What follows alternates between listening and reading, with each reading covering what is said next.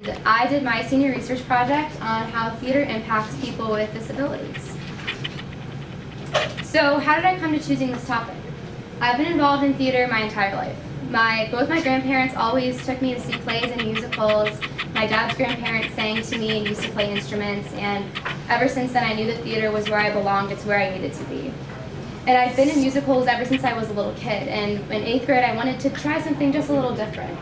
And as I was talking with one of my best friends, Juliet, and her mom, Nicolette, her mom had told me that there was a nonprofit theater company called ArtStream that needed mentors to help with their inclusive theater companies. ArtStream is a theater company whose mission is to inspire and help heal through various art forms such as theater, puppetry, visual arts, multimedia, music, and dance. And this is accomplished through interactive workshops and productions, ongoing classes, seminars, performances, and training. The 5 words that I have underlined are what I am specifically involved with. Every year, the ArtStream Inclusive Theater Companies, comprised of about 20 actors aged 21 and older, create an original musical. I came into ArtStream with absolutely no expectations from the actors. I didn't know if they would be able to memorize their lines, lyrics, music, and dances, and I have to admit I was a little worried that they wouldn't be able to create a successful musical, and boy was I wrong. 5 years and 6 ArtStream productions later, I can honestly say I would not be the same person if I never joined ArtStream. ArtStream has made me a more patient, well-rounded, and mature person. And over my 5 years, my parents have noticed how much I have changed. But I never really noticed a change in myself until recently. So I wanted to look into who is impacted, and the people who have changed the most in my eyes are my actors. And I wanted to see what the overall impact is for the participants, specifically of ArtStream. So my research questions for this project were what is drama? How is drama used as a therapy? Who does drama therapy aim to help? How does age play a factor in the effectiveness of drama therapy? How is drama therapy used throughout the U.S. and the world? And what is the overall experience like being involved in a drama therapy program for people with and without disabilities? So for my original research, I had 4 basic parts. I conducted interviews with actors, mentors, parents, and directors of ArtStream. I also observed an ArtStream class with the Gaithersburg Inclusive Company B, which is the company I volunteered for. I wanted to look into other drama therapy programs and see how they compare with what ArtStream does. And from there, I compiled comparisons on these companies. And finally, I looked into how drama therapy is used throughout the world. My first component of my original research was observing an ArtStream class, and I attended this class on March 17th of this year. My company was in the middle of choreographing and blocking this year's musical called Broadway Story. I only informed my directing team and fellow mentors of my observations and note-taking, because I did not want my participants to be distracted by me taking notes in the middle of class. But in this particular class, we were in 2 different groups. One learned choreography for a musical number, and one was learning blocking, or placement on the stage, for a scene. And both groups took direction really well from their respective instructors. When the actors learning choreography were confused, they asked myself or our choreographer for clarification. And once they got that clarification, they remembered and understood the choreography better. But I did notice that when the actors were learning the dance, got distracted by the actors in the scene that were like snatching a letter from one another. And that distracted the entire group and kind of threw off everything in rehearsal. So my experiences have allowed me to see a lot of progression in each of my actors. And like athletes warm up prior to a game or to a match, actors have to warm up their voices and bodies to make sure that they're ready for rehearsals and performances. One of the warm-ups we do in ArtStream is called The Wizard of Oz. In this warm-up, we as the entire company portray 4 characters from the movie: the Lion, the Wicked Witch, the Wizard, and of course Dorothy. Our director asked one of our participants which character says, "Run, Toto, run!" And since the actor could not remember the name of the character, he instead clicked his heels as Dorothy does in the movie. I thought this was interesting because in the past, if this particular actor was not able to answer the question, he became really unresponsive. In this situation, the actor improvised and answered the question correctly. And as we all applauded his accomplishment, he gave high fives to some of his other actors. This is one of the many improvements I have seen from the actors over the past 5 years. I've noticed when they're asked a question, my actors will try their very hardest, using voice, signs, or body movements to express what answers or ideas they have. Another component of my original research was interviews. I interviewed 2 directors, 3 actors, 3 parents, and 4 mentors of ArtStream. And for confidentiality reasons of this project, some of the names have been omitted in here, which is why you'll see like a blank line going. Something you all should keep in mind is ArtStream rehearses every Tuesday for 2 hours. This is the only time that the actors receive help from myself, the mentors, or our directing team and their fellow actors. The rehearsal process for ArtStream spans over a 6-month time period. In other productions, you rehearse several times a week for 2 and up to 6, 7, or even more hours at one time. And the rehearsal process is not usually as long as ArtStream's unless we discuss Broadway caliber theater. In my interviews, I noticed there were 3 main impacts ArtStream has on its actors. The first component I'm talking about is the sense of community. ArtStream offers its actors a safe and accepting environment where actors are able to share any and all of their opinions and ideas.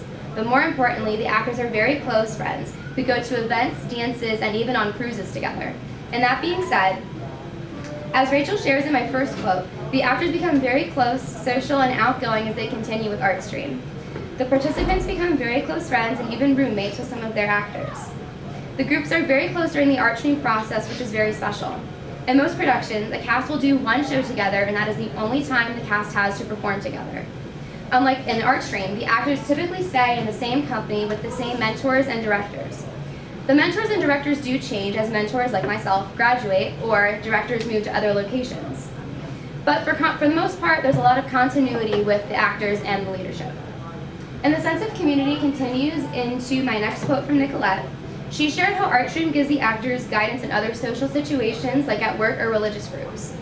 ArtStream is a very safe place to share ideas, thoughts, and opinions with a group of people who will respect and listen to what the actors have to say.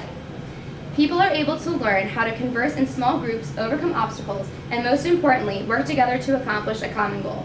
They can translate this into numerous other aspects of their lives. Along with a sense of community, I have noticed an improvement in speaking and memorization skills with my ArtStream actors. ArtStream has been pivotal in helping adults with disabilities develop better speaking skills and the ability to speak in front of crowds. Like what Edward said in my first quote, the actors who participate in ArtStream are able to grow into themselves and get better at numerous aspects of their lives. Phoebe McMeekin, who is a parent of an ArtStream actor, shared that her son Matthew and his speaking and memorization skills have improved with the assistance of ArtStream. What Phoebe also shared with me, which I do not have quoted here, is that her son is working with a voice teacher so he can translate his enunciation, diction, and articulation skills from acting to singing. And Carolyn McGill, who is a mentor with ArtStream, has been with the company for 3 years. In that time, Carolyn has noticed a change in the actors and their speaking and memorization skills. As Carolyn mentions in the quote, not all of the credit should be or is given to ArtStream. The counselors, outside therapists, and parents are very helpful and supportive in helping the actors learn their lines, lyrics, and music. In my interviews, I asked each of the directors, parents, and mentors what the biggest change has been in their eyes of the actors since they started their work at ArtStream, and every single one of them said a boost in confidence. Valerie Siegel shared that she was able to witness one of her actors become more and more comfortable with speaking and sharing his opinions during class. What Valerie also shared with me was when the same actor was at first very unresponsive to her, was unable to speak, and felt uncomfortable making eye contact.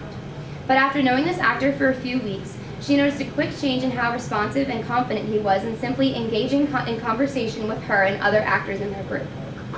Joe Richardson is the father of one of my lowest functioning actors, Al. Al is a very energetic and loving person, but has very limited speaking ability. As Joe mentions, the made-up situations in our musical help the actors in their confidence in social situations outside of ArtStream. Al has a job that he goes to almost every day, works both with those with and without disabilities, and is able to share his emotions and opinions with his coworkers. As I mentioned before, Al is not a very vocal person. He mostly expresses his opinions through sign language and other body movements. With the help of ArtStream, Al has the confidence to perform well in his job in addition to ArtStream. He sang a 5-stanza song on his own last year, and for someone with very limited speaking ability, that is a major accomplishment. And my third quote from Nicolette Stearns, shared that it is really exciting to watch the confidence building and the communication increasing. And you take just those two, communication and confidence, you apply that to jobs, and it's huge. Since working with ArtStream, Nicolette has told me on countless occasions that ArtStream tries to meet people where they are. The directors and mentors who volunteer with and work for ArtStream are always trying to challenge the actors and raise the bar just a little bit more with every ArtStream class and performance. The confidence that the participants build through ArtStream allows them to go into the workforce, earn jobs, and become self-sufficient. Many of the actors I work with have their own jobs at NIST, the Special Olympics, the ARC, and different movie theaters in the area. They have built up their confidence over several years because of ArtStream and are able to be successful in their jobs in addition to ArtStream. There are numerous other drama therapy programs across the country, but the one that I found that has a similar mission to ArtStream is called Sense Theater. Sense stands for Social, Emotional, Neuroscience, Endocrinology. That's a lot of big words. Trust me, I get that. I had to look up half of these when I was doing my research. The one that you may not know or understand is endocrinology. Endocrinology, according to the Hormone Health Network, is defined as the study of medicine that relates to the endocrine system, which is the system that controls hormones. Now, how does ArtStream compare to Sense Theater? Sense Theater is mostly geared towards children, while the ArtStream company I volunteered for is for adults aged 21 and older. The children with Sense Theater are on the autism spectrum and have other neurodevelopmental disorders. The program is designed to have therapeutic effects, promote mental health, and help with the oxytocin and cortisol levels in the body. Oxytocin is a neurotransmitter in the brain, and cortisol is our body's stress hormone. In 2010, there was a study conducted with some of the participants of the Sense program to see how oxytocin and cortisol levels change in the body throughout the Sense rehearsal process. In this study, 8 children were tested to see how their socio-emotional functioning and stress levels changed during the Sense production of The Jungle Book. The test concluded that there is potential promise for the children in the Sense program to develop better face identification skills through friends, video and behavioral modeling, and the concept of community theater. Face identification skills are basically one's ability to read and comprehend emotion and emotional changes through facial expressions. In contrast with Sense, ArtStream has no therapeutic contract with their actors, meaning that there's no promise that ArtStream will have therapeutic effects on the actors.